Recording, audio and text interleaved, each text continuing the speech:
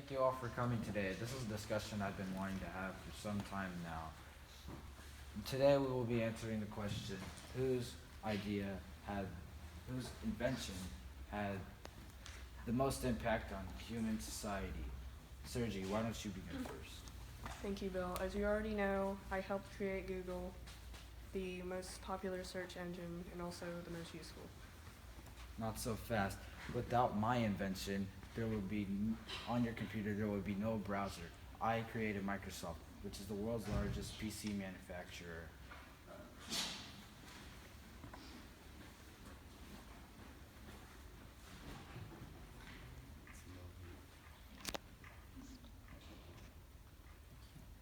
I didn't say anything.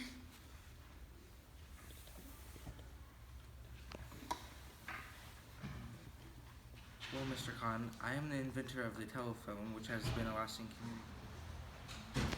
Speaking of communication, my device, a secret communication system, changed radio frequencies from keeping enemies from decoding our messages. Without me, the text on your iPhone might not be so secret. Speaking of which, I was the one who made the original radio and the light bulb. Whatever, Tesla. None of y'all would even have power to your homes if it wasn't for me. My company provides power to millions of people across the country. You all think you're the best? I was the first person to make the first car in the whole world. Yeah, it didn't look like a car, but it was the first horseless carriage that had an engine. All you all have done is just blow sparks, make little light bulbs, batteries, and a high school dropout. Oh, please, Benz. I was one of the people who founded electromagnetism. You all wouldn't be able to plug anything in without me. Hey, Mr. Ampere, I made the resistors, and without me, you couldn't even control electric currents. You can't resist me. Well, without me, Mr. M, you couldn't even make current. I found that magnetic fields create electricity. Wait just a minute. I think my invention's the best.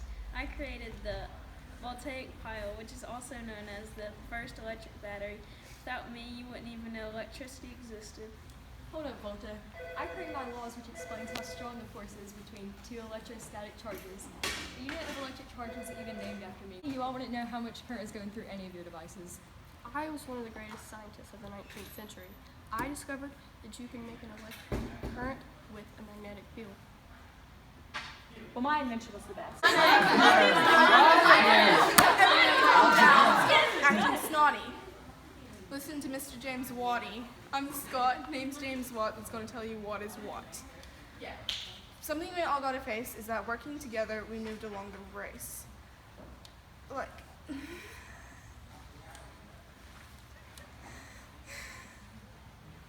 electric slide didn't happen in an hour. It all started with Scott making power. Hey Charles, how are you doing on this lovely evening? It's so nice to see you again.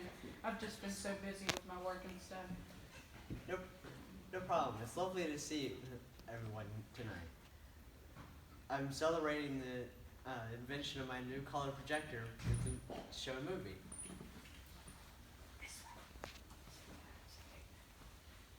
Hey Max. You're so lucky I could even come here today. I've been so busy lately, discovering quantum physics and all. I guess good job in your discovery thing. Hi, Charles.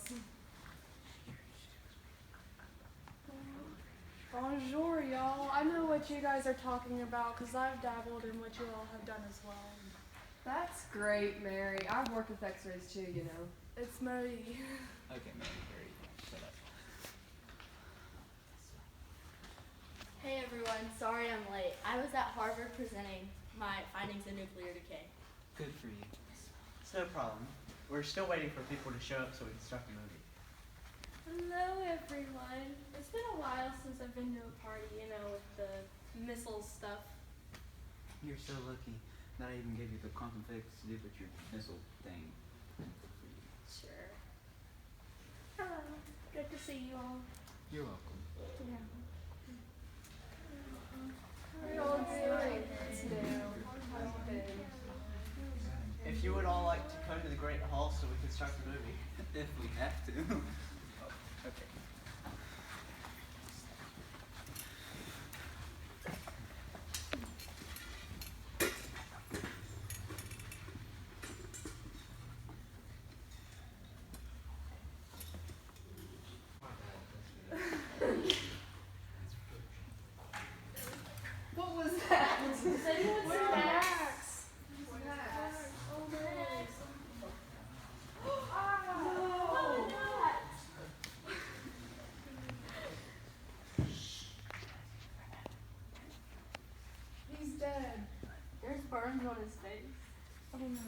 Does anybody know what happened? Did anyone see him leave? And how could anyone find him in the darkness? I saw him leave, but I didn't know where he was going. I guess nobody followed him. I saw him leave too, about 10 minutes earlier, but there's no way to tell who. Is there any way to tell if anyone stayed there at the movie the whole time?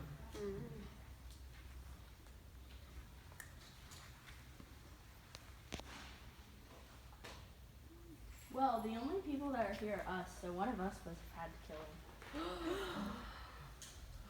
Well, I did see Charles acting a little suspicious earlier. How could it have been me? I started up the movie and been there the whole time. Although Paul's been exceptionally quiet today. It wasn't me. I wouldn't hurt any of you. Let's not start accusing everybody before we know it actually happened. Well, it was definitely radiation based on the symptoms I see. Well, since we all have ties to radiation, who can we tell who it was? Dun dun dun!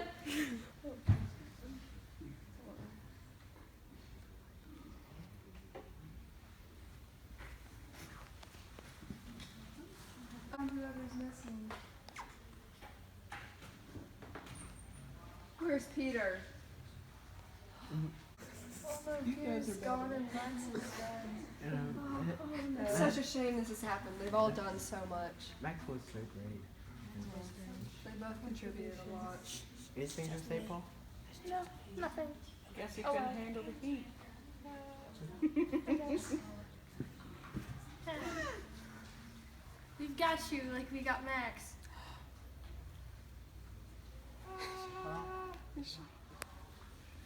Good try, villains. Your gamma rays and a radar couldn't fool us at all. Oh no, you got me. Jail.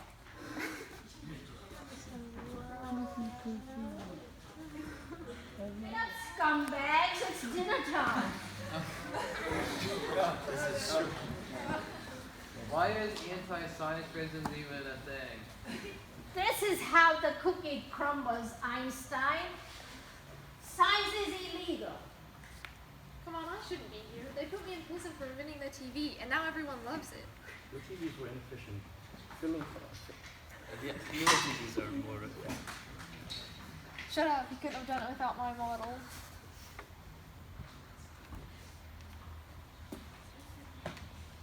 I'm sorry. I vulcanized rubber. That's why we have rubber shoes. I am Werner Heisenberg. Alongside my good friend Olin Schrödinger, we push forward the theory of wave physics. Shut your yap, Heisenberg. You helped make nuclear weapons for the Nazis. First of all, I am not a Nazi. Second of all, Nazis never made nuclear weapons. They only had legislated rules in the development of nuclear weapons. Hello, I am just a regular quantum physicist. And the reason you have your fancy computers and radios, without Heisenberg and I, you would be nothing. You stuck a cat in the box, Schrödinger. That was just a myth. I never did that. I love my cats. I have to go check on some other inmates. Do not try anything. All I did was invent the atomic model with protons and electrons. That's literally everything. I did that too. I did better than you, J.J. Johnson. You wouldn't have it if it wasn't for me, or I taught you all you know. Shut up, Ruthford. First is best. First is worst. I've already been killed. Why am I here being punished? You all suck. I invented the atomic bomb. Really think that's helping your case, Oppenheimer? Murderer? At least it was an explosive idea. Without us, we wouldn't be able to make the precious bomb. Yeah, get off your high horse. Guys, quiet. I know how we can escape. We can make a key out of my rubber boot. Watch. Whoa. Completely skipped half of it. Skip half of it. I have managed to form a controlled black hole so I can further study Hawking radiation. Hawking radiation is a theoretical prediction which explains thermal properties relating to black holes. Normal, a black hole is considered to draw all matter and energy in the surrounding region into it as a result of intense gravitational fields. However, in 1972, the Israeli physicist Jacob Bekenstein suggested that black holes should have a well-defined entropy and initiated the development of black hole thermodynamics, including the emission of energy, and in 1974, I worked out the exact theoretical model for how a black hole could emit black body radiation. Hawking radiation was one of the first theoretical predictions which provided insight into how gravity can relate to other forms of energy, which is a necessary part of the theory of quantum gravity. I predicted that energy fluctuations from the vacuum cause the generation of particle and antiparticle pairs of virtual particles near the event horizon of a black hole. One of the particles falls into the black hole, while the other escapes before they have an opportunity to annihilate each other. The net result is that, to someone viewing the black hole, it would appear that particle has been emitted. Since the particle that is emitted has positive energy, the particle that gets absorbed by the black hole has a negative energy relative to the outside universe. This results in the black hole losing energy, and thus mass, because E equals m2. Smaller primordial black holes can actually emit more energy than they absorb, which results in them losing net mass. Larger black holes, such as those that are one solar mass, absorb more cosmic radiation than they emit through Hawking radiation. Just imagine, this all started with an Italian and a screw. It is weird looking back at history and how far we've become.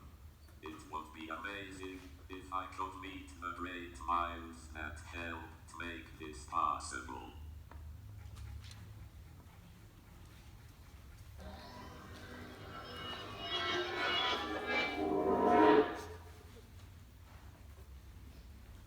Oh no, the black hole received too much energy and became unstable. But who are you people? I'm a Da Vinci. Wilbur Wright. Orville Wright. Isaac Newton. Katherine Johnson. Sergei Korolev. Pyotr Grushin. The great minds of gravity. This is amazing. My unstable black hole must have created a wormhole bringing you all here. Hey, what's that? That reminds me of my aerial screw. I thought if I could make it right out of light material and have enough people working on it, I could theoretically fly. But it seems you've accomplished it. Amazing. I understood the concept already, but it is a whole other thing to actually hear it from the man himself. You all must be hungry after your travels in time. Would you like a fig Newton? You call? No, but I would love to hear all of your laws and theories. Would you mind? Not at all. As you know, I found the 3 laws of motion. A lot of people think that happened when an apple fell on my head. Whether that actually happened or not, well, I'll never tell. In short, these are the 3 laws of motion. The first states that for every object will stay in motion unless acted upon by an outside force. The second states that force is equal to mass times acceleration, and the third states that for every action there is an opposite and equal reaction. These are now the basics of modern physics. Well, you'll be glad to know you were right. We want to turn. What we did was very important. It's plain as day. We are trying to invent a maneuverable plane. This obviously has not been done yet. We're going to use a small piece of rubber on the back of the plane to move it left to right, and we're going to use two movable wings called elevators to move it up and down. We're going to make the wingtips move to make the plane roll. By the way, Mr. Hawking, I'd like you to look at this model. It's a plane on a plane above a plane. Not this again, it won't work. It will work. If you hadn't messed up the plane, maybe it would. So far, it looks like it will work. It's not rocket science. Of course it's not. These men know nothing of the sorts. If you'd like, we'd be happy to teach you. I, Sergei Korolev, along with Dmitry Ustevov, have developed a rocket, the UV-2, that launched into space and sent the first man, first dog, and the first woman. Also, I have developed the Intercontinental Ballistic Missile, that of which was fortified and made in the OKU-1. I, Pyotr Grushin, was in one of the chief administrative staff in a project which was the defensive systems for ballistic missiles. I had also done things like making a missile that downed a U-2 spy plane, which contained one pilot in it, Francis Powers, and then I therefore received a Hero Socialist Labor Medal. Then I also did other things like coming up with the idea of launching a missile from the submarine.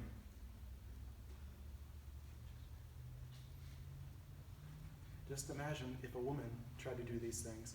I bet the calculation would be so off.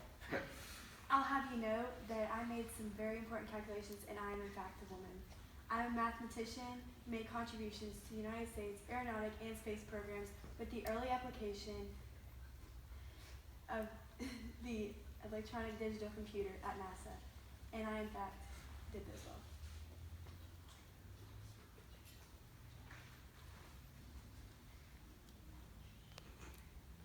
Well, you all better head back before we cause major fractures in time. But first, would you like to see our rocket? I don't see why not.